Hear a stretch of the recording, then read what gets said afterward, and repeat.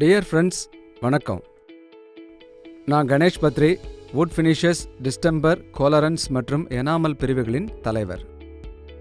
நாம் இப்போ பேசி புரிஞ்சுக்க போகிறது எனாமல் ப்ராடக்ட்ஸ் மற்றும் அதோட பண்புகளை பற்றி. எனாமல் அப்படின்னா பெயிண்ட் தான். இது கடினமான மற்றும் நிறைய பளபளப்பான படலத்தை உருவாக்கும். எனாமல் இல்லைன்னா அடிப்படையில் காற்றில் காய்ந்து போகும் சால்வெண்ட் பேஸ்ட் பெயிண்ட். இது ஆயில் அடிப்படையாக கொண்ட சிந்தட்டிக் ரெசினில் தயாரிக்கப்படுது. எனாமலை வகைப்படுத்தி பார்த்தா அதில் நிறைய பொருள் இருக்குது. உதாரணமாக டாப் கோட், அப்புறம் ஃபில்லர் மாதிரியான துணை பொருட்கள். எனாமலை பலவிதமான பொருட்களுக்கு பயன்படுத்தலாம். அப்படின்னா அதை மெட்டல், மிஷினரி மற்றும் மரச்சாமான்கள் இதுக்கெல்லாம் பயன்படுத்தலாம். பொதுவாக மரக்கதவில் எனாமல் பூசுறத நாம் பார்த்துருப்போம். மரஜன்னல், கதவு, ஃப்ரேம் மற்றும் மெட்டல் கிரில்லுக்கு கீழே யூஸ் பண்ணுவோம். எனாமலோட வேலையே மெட்டலை மேற்பரப்பு அரிப்பில் இருந்து பாதுகாக்கிறது தான். சுவரில் பயன்படுத்துறதுக்குன்னு ஸ்பெஷல் ப்ராடக்ட்ஸ் இருக்குது. பொதுவாக சாஃப்டாக பளபளப்பாக இருக்கும்.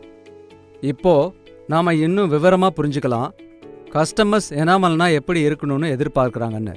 மேலும் நம்ம எனாமலில் என்னென்ன சிறப்பம்சங்கள் இருக்குதுன்னு தெரிஞ்சுக்கலாம். நிஜ வாழ்க்கையில் நாம் சொல்கிற தோற்றம் மற்றும் பண்பு இவையெல்லாம் பெயிண்ட்டுக்கும் பொருந்தும். ஃபஸ்ட்டு நாம் கன்சியூமர்ஸ் பற்றி தெரிஞ்சுக்கலாம். உங்களை மாதிரி என்ன மாதிரி சொந்த வீடு வச்சுருக்கவங்க இல்லைன்னா வீடு கட்டுறவங்க, அந்த தொழிலில் இருக்கிறவங்க என்ன எதிர்பார்ப்பாங்க? வீடு நல்லா பளபளப்பாக இல்லைன்னா ரிச் சாட்டினில் ஜொலிக்கணும்னு. இது ஃபினிஷிங்கை குறிக்குது. நிறைய கலர்ஸ் பற்றின ஐடியாவும் நமக்கு இருக்கும்.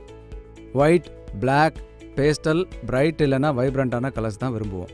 எனாமலை பொறுத்த வரைக்கும் அதிக எண்ணிக்கையிலான ஷேட்ஸ் கிடைக்கும். ஏராளமான பேக் சைஸ்களில் இருந்து, அதாவது 50 மில்லியில் இருந்து 20 லிட்டர் வரைக்கும் கிடைக்கும். அது மட்டும் இல்லாமல் நம்மக்கிட்ட நிறைய ஷேட்ஸ் டிண்டிங் ஈகோசிஸ்டம் மூலமாக கிடைக்குது. உங்களுக்கு ஒயிட் வேணும்னா நீங்கள் பளிச்சுன்னு இருக்கிற ஒயிட் இல்லைன்னா அது மாதிரியான ஷேட்ஸ் தான் சூஸ் பண்ணுவீங்க. அப்படி இருக்கணும்னா வெண்மை மற்றும் பிரகாசம்தான் ஷேட்ஸ் தேர்வு செய்யும்போது நம்ம பார்க்குற முக்கியமான விஷயம். இது ஈஸியாக மெயின்டைன் பண்ணக்கூடியதாக இருக்கணும். கரைகள் நீக்கக்கூடியதாக இருக்கணும்னு தான் நாம் எதிர்பார்ப்போம். குறிப்பாக கரைகளை நீக்கிறது. இதில் பெயிண்ட் ஃபில்ம் வந்துடக்கூடாது. எனாமல் பொதுவாக கரைகளை எதிர்க்கும் தன்மை கொண்டது. அதோட ஃபில்ம் டஃப்பாக இருக்கிறதுனால ஈஸியாக க்ளீன் பண்ணிடலாம். தூசி மற்றும் சுத்தமான தன்மை, கரை எதிர்ப்பு இதெல்லாம் முக்கியமாக பார்க்க வேண்டிய விஷயம். நீங்கள் ஸ்கூல் அப்புறம் ஹாஸ்பிட்டலில் சுவர்களில் இதை கவனிச்சிருக்கீங்களா? குறிப்பிட்ட உயரம் வர பளபளப்பான கோட்டிங் பெயிண்ட் அடிச்சிருப்பாங்க. எனாமல் ஒரு கடினமான படலத்தை உருவாக்கும். இது அதிக பயன்பாடு இருக்கும் இடங்களில் தேய்மானத்தை தாங்கக்கூடியதாக இருக்கும். மெட்டலில் இதை பயன்படுத்தும் போது எனாமல் கோட்டிங் மெட்டல் மேற்பரப்பை அரிப்பில் இருந்து பாதுகாக்குது. இதில் அரிப்பை எதிர்க்கும் திறன் தான் மிகவும் முக்கியமான தேவை. சில சமயம் எனாமலில் ஒயிட் ஷேட்ஸ் கொஞ்ச நாளில் மஞ்சள் ஆகிடும்.